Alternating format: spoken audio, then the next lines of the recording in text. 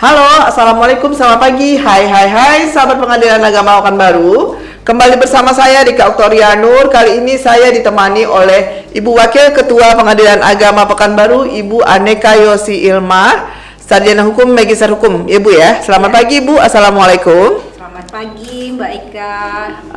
Oke, sahabat Pengadilan Agama Pekanbaru. Kali ini kita akan membahas tentang SITAWA, sistem tanya jawab. Anda bertanya, kami menjawab. Oke Bu, kita langsung aja Bu. Iya.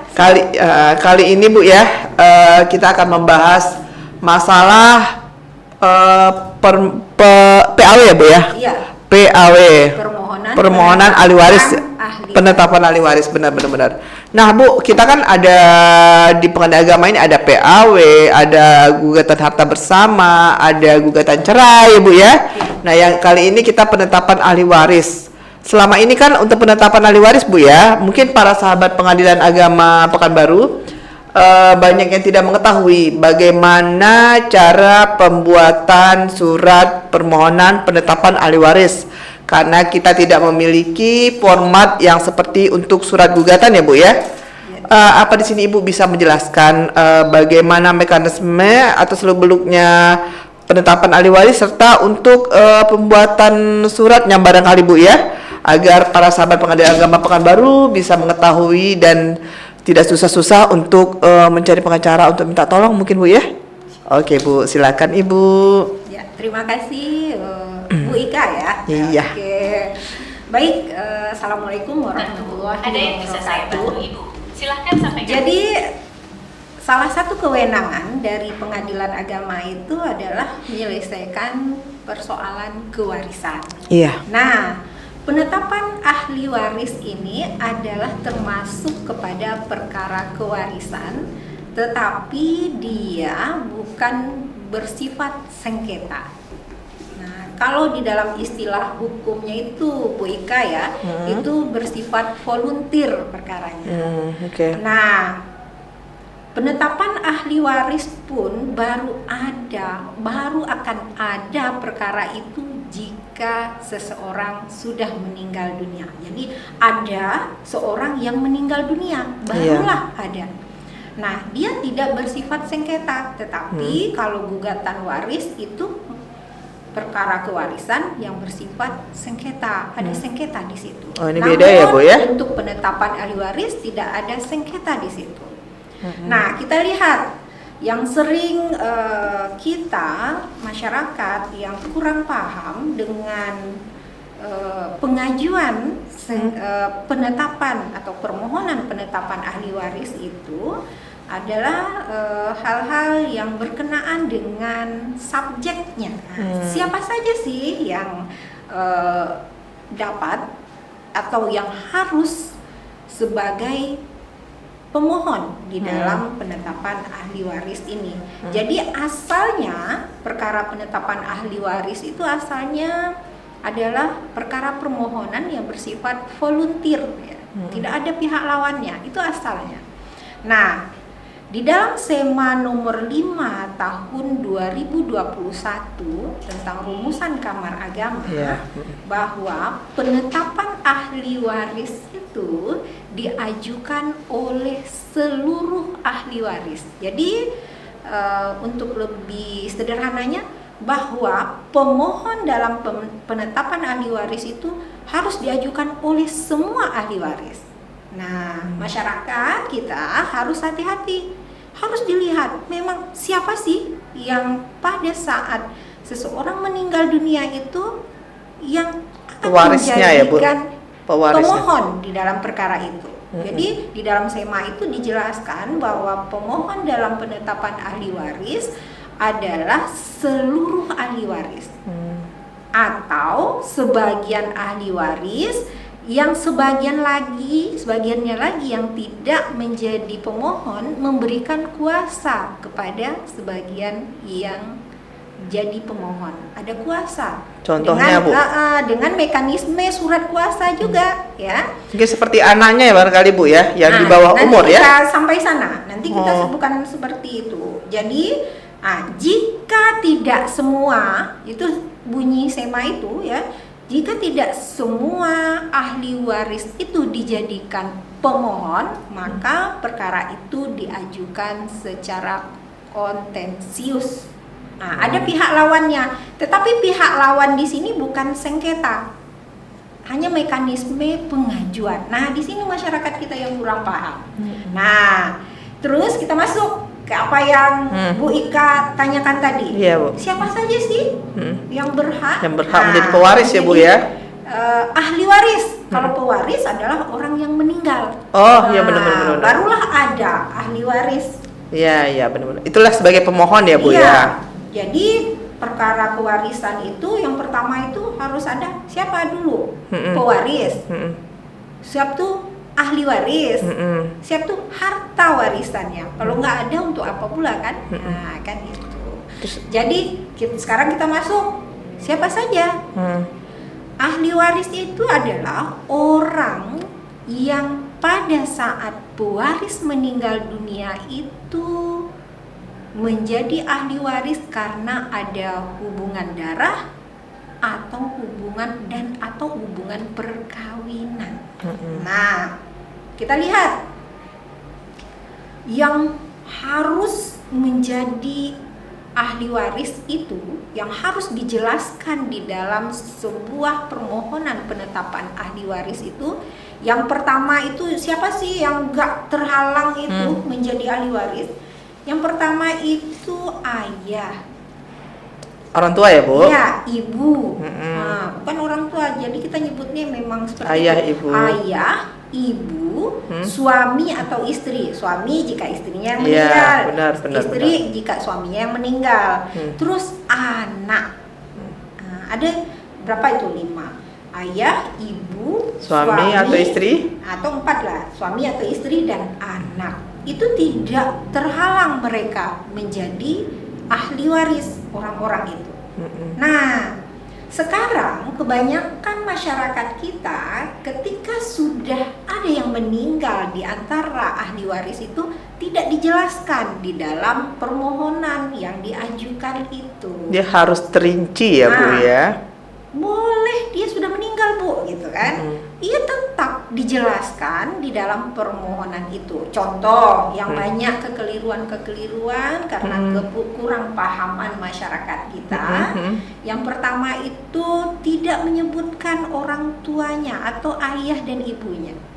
Kenapa? Jadi wajib binti gitu, Bu ya namanya. Iya, itu. Tapi harus di dalam poin dalam posita itu dijelaskan bahwa ayah kandung dari pewaris ini bernama ini yang sudah meninggal dunia pada tanggal sekian. Itu jika orang tuanya meninggal duluan ya, Bu ya. Kalau seandainya tidak masih hidup berarti dia jadi pemohon. Semuanya harus masuk, ayah, ibu, suami atau istri tadi, anak-anak, 5 anaknya harus masuk ke dalam itu.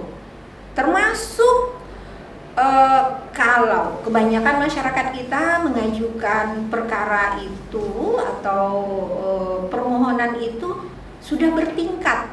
Nah, jadi bertingkat ada juga tuh, Bu Eka. Mungkin kita bahas di lain kesempatan juga bisa. Karena masalah penetapan ahli waris ini sangat-sangat panjang, banyak ya, Bu ya, banyak macamnya, benar-benar. Nah, tapi yang penting, poin penting dalam pengajuan penetapan ahli waris itu semua ahli waris tadi itu ayah, ibu, suami atau istri, anak itu harus menjadi pemohon.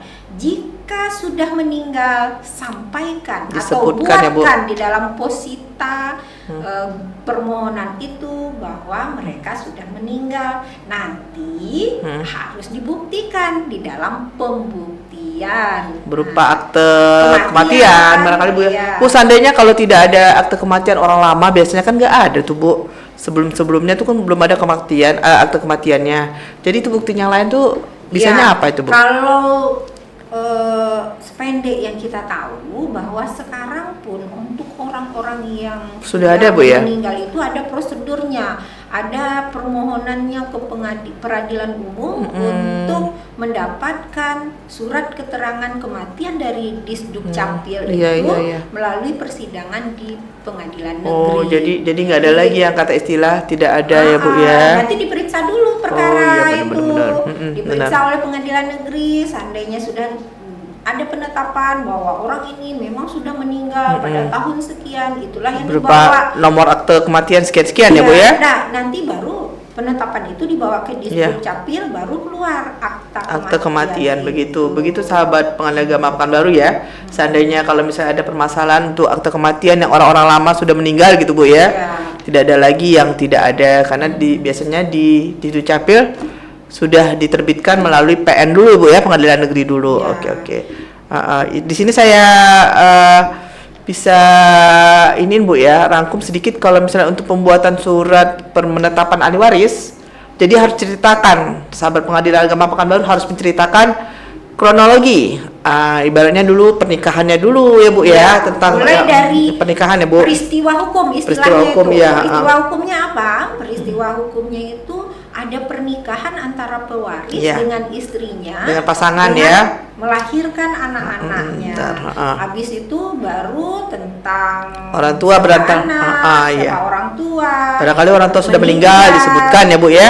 Iya, jadi kalau misalnya orang luar pun yang tidak tahu hukum membacanya paham begini, begitu Bu ya. Iya, jadi ketika hakim memeriksa perkara itu sudah tergambar oleh hakim. Jadi permohonan itu kan sebenarnya untuk menyampaikan kepada hakim, ini loh persoalan kami dan ini duduk ceritanya, sehingga hakim paham tentang itu.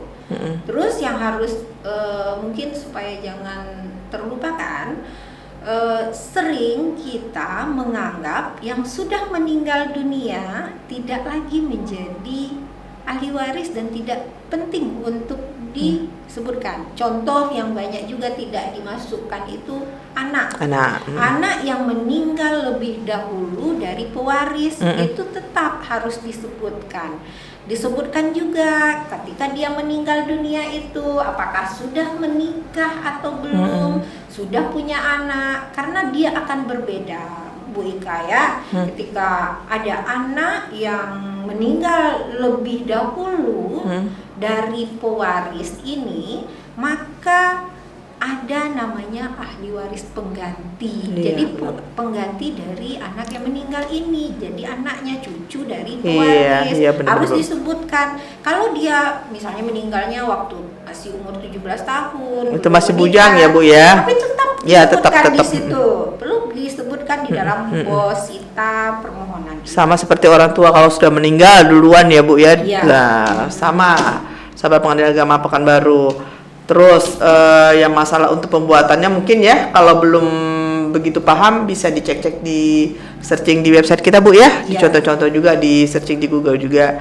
Terus kita masalah ini loh Bu, berdasarkan SEMA nomor 5 tahun 2021 ini kan kadang jadi konflik antara kita di PTSP atau di antara teman-teman Bu. Boleh nggak Bu itu Bu ya digabung masalah penetapan ahli waris dengan isbat nikah orang tuanya Bu. Misalnya nih kita mau PAW penetapan ahli waris untuk orang tua, terus orang tuanya juga ternyata belum memiliki surat nikah. Ini ceritanya nih orang tua zaman dulu Bu, kan belum ada surat nikahnya nih. Berdasarkan SEMA nomor 5 tahun 2021 saya baca Bu ya, itu kan ada bisa digabungkan kalau pernikahannya di bawah tahun 1974 ya Bu ya. Nah itu bagaimana itu menurut Ibu? Jadi begini, untuk perkara kewarisan itu memang harus dibuktikan dulu tentang pernikahan dari pewaris. Iya benar.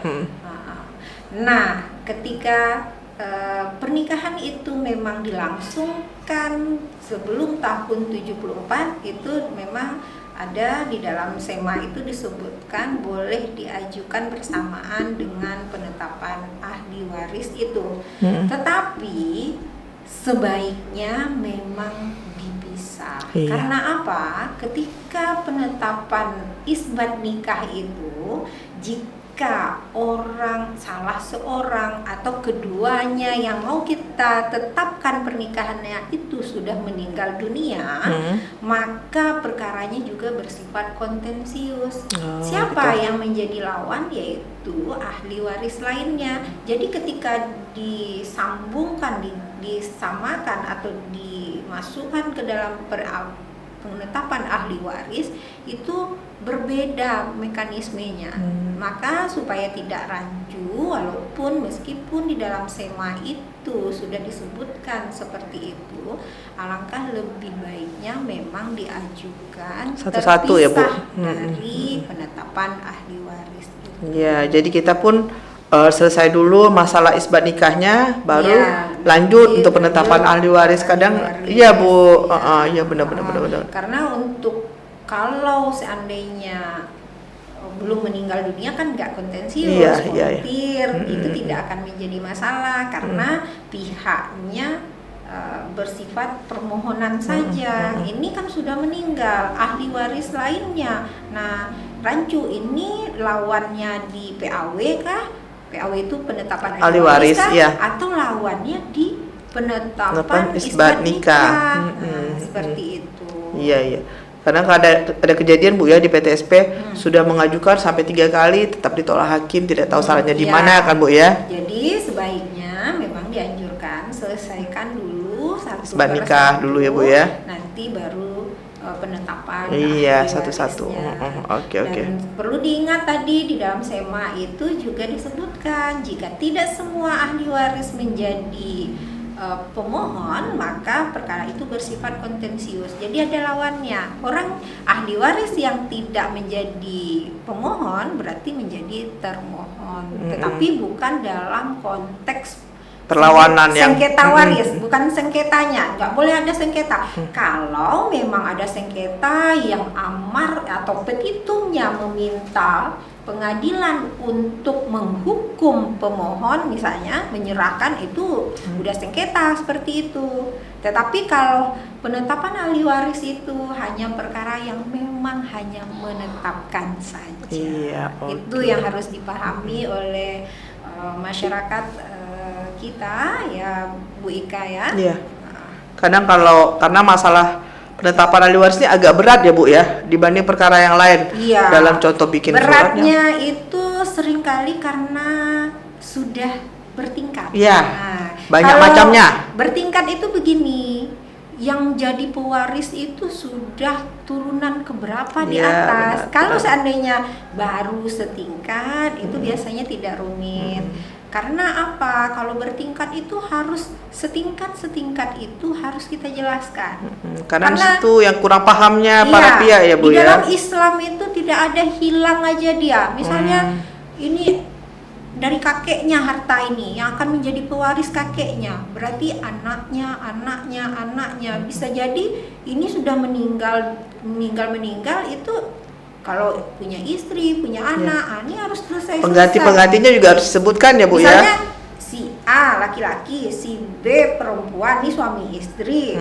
Awalnya meninggal suaminya, diselesaikan dulu ahli warisnya. Nanti meninggal pula yang ibunya ini. Ada lagi, jadi tidak bisa disamakan. Nah, sering ada kekeliruan di masyarakat kita bahwa itu dipukul saja langsung. Dia jangan langsung. Satu-satu dulu, si bapak dulu meninggal, ibunya termasuk, istrinya termasuk ahli waris. Nanti ketika si istri ini meninggal juga, anak-anaknya yang menjadi ahli waris termasuk orang tua dari masing-masing ini. Begitu Bu Ika. Iya, agak susah memang Bu ya kalau dicerna sama orang yang awam mungkin ya Bu ya. Tapi jangan khawatir, sahabat Pengadilan Agama Pekanbaru. Bisa dicek di searching juga di website kita. Terus atau juga di searching di Google Bu ya, ada penetapan ahli waris. Dan juga pastinya kita juga punya petugas di Loket A untuk bagian informasi. Petugas kami juga siap untuk membantu sahabat Pengadilan Agama Pekanbaru dalam pembuatan memberikan informasi, bukan pembuatan ya Bu ya, memberikan informasi. Iya. Untuk pembuatan bagaimana ibaratnya mekanisme ibarat kisi-kisinya lah Bu ya, untuk membuat surat permohonan apa penetapan yang ahli harus waris. ada di dalam itu, Iya, apa siap. yang harus dijelaskan. Iya, ya. benar. Pasti petugas kita siap ya Bu ya untuk membantu untuk mencari penegak keadilan, untuk kepastian hukum di tengah-tengah masyarakat kita. Oke. Untuk PAW yang kali ini kita bahas baru sepertinya baru satu tingkat karena banyak macamnya lagi Bu ya. Mungkin nanti di lain kesempatan lagi kita bahas lagi PAW yang berikutnya. Jika seandainya sahabat Pengadilan Agama Pekanbaru memiliki pertanyaan, boleh WA di WA kantor kita 085394005080 atau juga boleh datang ke kantor kita, ke kantor bagian PTSP pelayanan terpadu satu pintu. Petugas kita siap untuk membantu Anda sekalian.